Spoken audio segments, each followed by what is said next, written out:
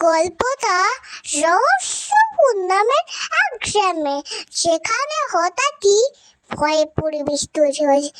সন্ধে হওয়া মাত্রই যে যার নিজের বাড়িতে ঢুকে পড়ত।